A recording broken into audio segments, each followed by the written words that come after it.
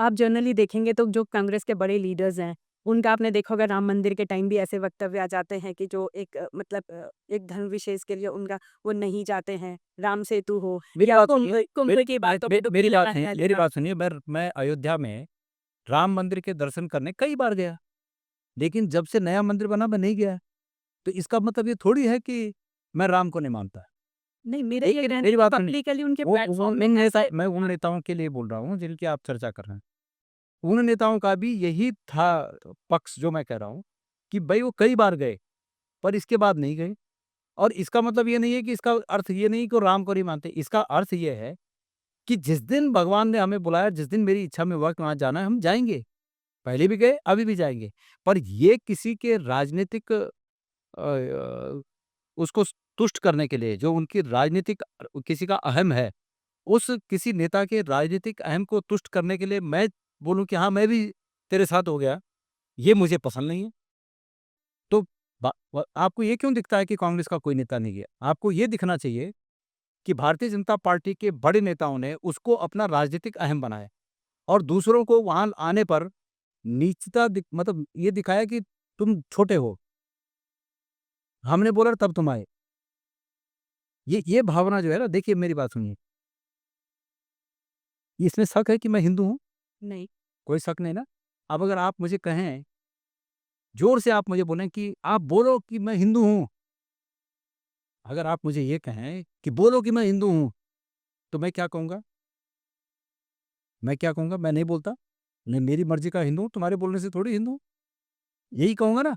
बस वही बात है राम मंदिर के दर्शन की, कि मतलब बीजेपी वाले बोले कि आओ, और तब हम बोले कि हाँ, हम आए, और तब वो बोले कि देखो हमने इनको नीचा दिखा दिया। तो ये भावना ठीक नहीं है। और जैसे आप कुंभ में डुबकी लगाने के लिए भी बोला गया था कि वहाँ डुबकी लगा के क्या मेरी बात सुनो, हम रोज़ डुबकी लगा रहे हैं यहाँ गंगा में, उसका कोई वो गंगा नहीं है?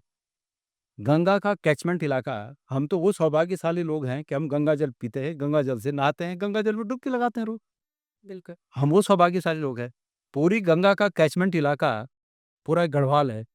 अब हम रोज़ वहाँ गंगा जल से नहा रहे हैं। एक क्या भारतीय जनता पार्टी के लोग इस बात को नहीं मानते हैं कि मन चंगा तो कटौती में गंगा? वो नकारें इस बात को कि ये बात सही नहीं है।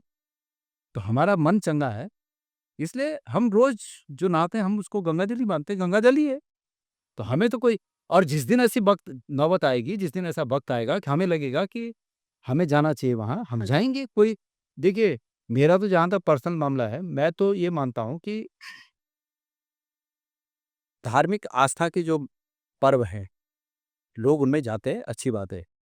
हमें मौका मिले, हमें भी जाना चाहिए। वहाँ तक नहीं जाते हैं तो हम अपने शिवालयों के जो संगम होते हैं, उन संगमों में डुबकी लगा लेते हैं। तो वो हमारे शिवालयों के संगम, बनारस इलाहाबाद के जो इलाहाबाद का जो संगम है, इलाहाबाद के संगम से कोई कम नहीं है, या वो भी गंगा का ही, मतलब गंगा वहीं से तो बन के आ रही है। तो ये तो मन की शांति है। किसी को इलाहाबाद जाके शांति मिल रही है, किसी को हरिद्वार में मिल जा रही है, हमारे जैसे आदमी को पैठानी के संगम में ही शांति मिल जा रही है।